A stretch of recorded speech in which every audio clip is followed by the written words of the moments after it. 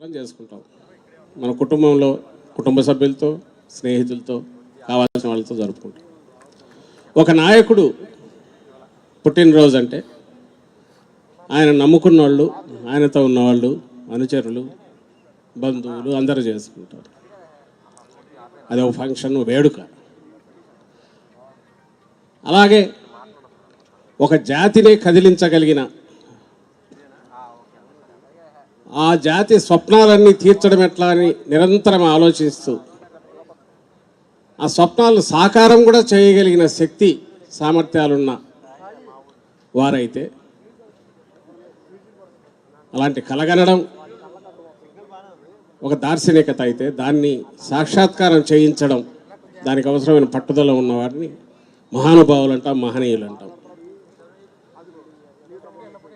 అలాంటి వాళ్ళు ఒక్కసారి దొరికితే వాళ్ళని వదులుకోకూడదు, ఆ జాతి వదులుకోకూడదు, వదులుకోదు కూడా.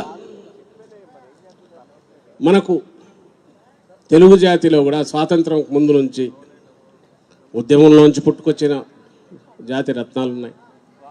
ఆ తర్వాత తెలుగు జాతి కోసం కాకుండా జాతీయ స్థాయిలో కూడా వెలిగిన రత్నాలు ఉన్నాయి.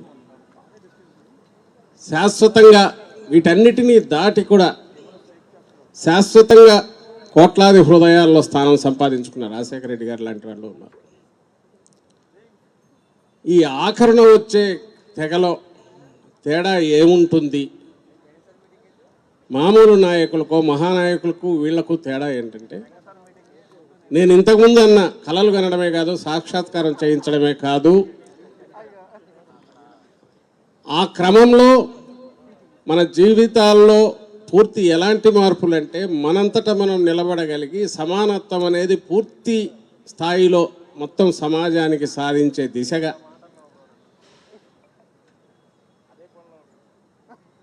ఒక రాష్ట్రాన్ని నడిపించగలగడం అనేది, అది అందులో ఒక వ్యక్తి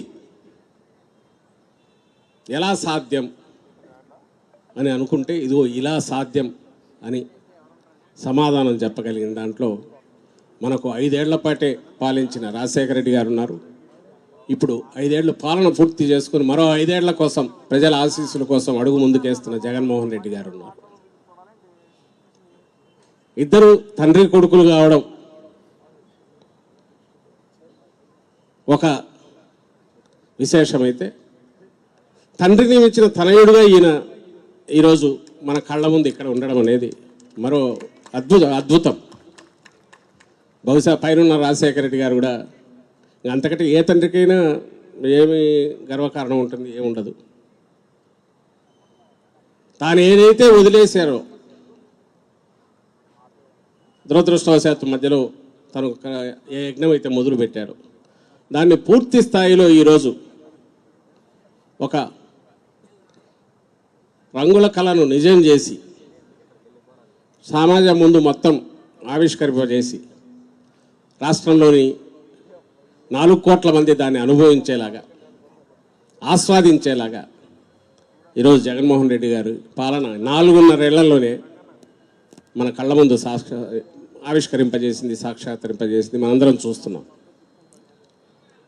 ఊర్లు మారిపోయాయి, కుటుంబాలు మంచి మేలిమలుపు వైపు మార్పు తీసుకున్నాయి.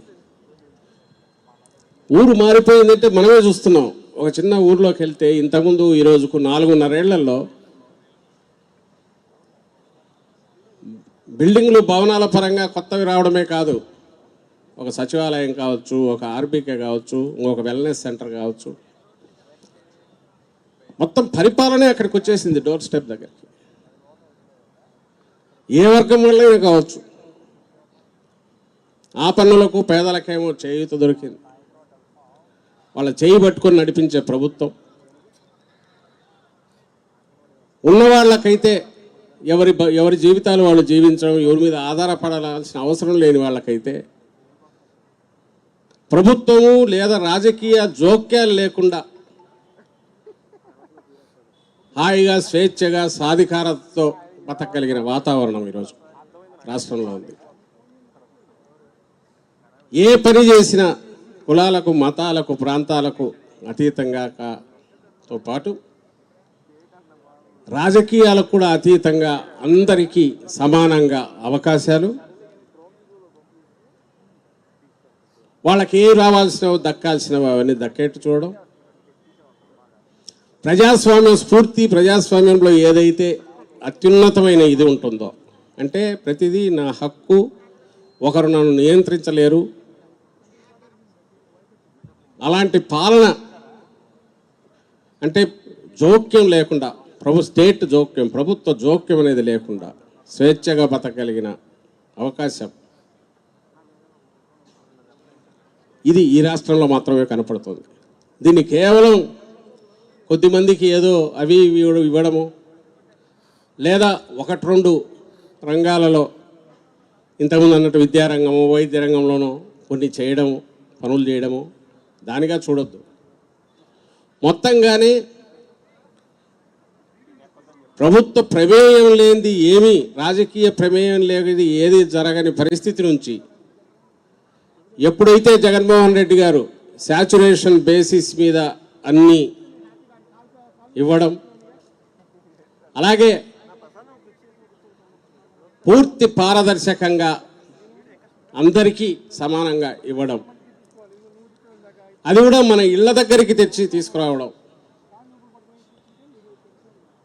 మధ్యలో ఎవరి జోక్యం లేకుండా చేయడం, ఈ లక్షణాలు ఏవైతే ఉన్నాయో, ఈ గైడ్ లైన్స్ ఏవైతే పెట్టుకొని తనకు తాను పెట్టుకొని ప్రభుత్వానికి పెట్టి మన పార్టీకి పెట్టి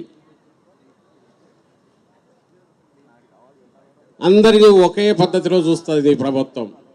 రాజకీయం వేరుగా చేస్తాం, కానీ వీటిని ఆసరా చేసుకొని మేము రాజకీయం చేయము. మనకున్న అధికారాన్ని అడ్డం పెట్టుకొని రాజకీయం చేయము అనే అత్యున్నత మహోన్నత లక్ష్యంతో ఈరోజు ఆయన అడుగులు వేసి ఒక ధీమాగా మళ్ళీ మనలందరినీ ముందుకు నడిపిస్తున్నారు. రేపు 24 ఎన్నికలను ఫేస్ చేస్తున్నాం. ఇది ఎక్కడ కనపడదు ఏ స్టేట్లో కూడా. మామూలు అధికారంలోకి రాగానే చెప్పిన హామీల్లో ఒక 20% చేసి ఒక 20% దాచిపెట్టుకొని ఇంకొక 40% తర్వాత చూడొచ్చులేని వాయిదా వేసుకొని ఆఖరణ ఎన్నికలు వచ్చేప్పుడు వాటిని మళ్ళీ ముందుకు తీసుకొచ్చేసి పెట్టి చేయొచ్చు. ఇది కన్వెన్షనల్ సంప్రదాయ రాజకీయం అని మనకు చంద్రబాబు నాయుడు గారు చాలా రోజుల నుంచి అలవాటు చేశారు. దేశంలో చాలామంది ఫాలో అవుతున్నారు. చంద్రబాబు నాయుడు గారు అంటే దాంట్లో వాళ్ళు పర్ఫెక్షన్ సాధించినారు. ఏది చేయాల్సిన అవసరం లేదు, చెప్తుంటే చాలు, చేసినట్టు కనిపిస్తే చాలు. మీడియా మనకు పూర్తి ఇది కాబట్టి అసలు చేయకపోయినా పర్లేదు, చేసినట్టు కూడా మనం నమ్మపలకొచ్చు. మళ్ళీ ఎన్నికలు వస్తే ఇంతకంటే ఇంకా పెద్ద ఎత్తున బ్రహ్మాండంగా ఇది చూపొచ్చు, అరచేతిలో స్వర్గమే చూపించవచ్చు. జగన్మోహన్ రెడ్డి గారి మాటల్లో చెప్పాలంటే ప్రతి ఇంటికి 1 కేజీ బంగారం బెంజ్ కారు ఇస్తామని మళ్ళీ ఎన్నికలకు రావచ్చు. ఇది చంద్రబాబు నాయుడు గారి స్టైలు. ఆయనతోనే ఎందుకు పోల్చుకుంటున్నామంటే ఆ ఎదురుగా ఆయన కనపడుతున్నాడు కాబట్టి, మళ్ళీ వచ్చాడు కాబట్టి, ముందుకు వచ్చాడు కాబట్టి 24 ఎన్నికలు కూడా. అలాంటి నాయకులు ఉన్నప్పుడు ఒక కొత్తగా పార్టీ పెట్టి 10 ఏళ్లలో నిలబడి అధికారం లేకొచ్చిన ముఖ్యమంత్రి ఏం అనుభవం ఉంది ఈయనకు అనుకున్నప్పుడు ఏం చేస్తాడు? ఎందుకు వచ్చిన గొడవ? ఆయనలాగే మనం కూడా 4 దాచిపెట్టుకోవాలి, 10 పెట్టుకొని తర్వాత చెప్పచ్చు. ఉన్న డబ్బులన్నీ జాగ్రత్తగా అట్లే పెట్టేసి తర్వాత చూడొచ్చు. ఇలాంటి కాంట్రాక్టర్లకు ఇంకోరకు దోచిపెట్టి దాంట్లోంచి తీసుకోవచ్చు. రాజకీయంగా ఎట్ల పనులకు ఇది కావాలి, ఇవన్నీ చూసుకొని మళ్ళీ ఎన్నికలకి ఎట్లా సిద్ధం కావాలని అనుకోవచ్చు. కానీ ఆయన ఎందుకు చేయలే? జగన్మోహన్ రెడ్డి గారు ఆ పని చేయకపోగా అనితర సాధ్యమైన ఒక కొత్త దారి తనకు తాను వేసుకుంటూ వచ్చాడు.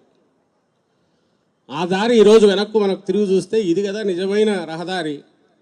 ప్రజాస్వామ్యానికి కానీ సమసమాజం దిశగా అడుగులు వేయించడానికి కానీ, అలాగే 80%గా ఉన్న పేద బడుగు వర్గాలన్నీ, ఆ పేదరికం ఒక శాపంగా ఉన్న కులాల రూపంలో ఉన్న ఆ కులాలన్నింటినీ పైకి తీసుకురావడం అనేది కూడా ఒక కార్యక్రమంగా దాదాపు పూర్తి చేసే దిశగా చేస్తూ, ఇంతకుముందు ఇక్కడ మంత్రి గారు చెప్పిన ఎంపీ గారు చెప్పిన ఏ ఆర్థిక వ్యవస్థ అయితే అంటున్నారో దాన్ని కూడా గాడిన కూడా పెట్టారు.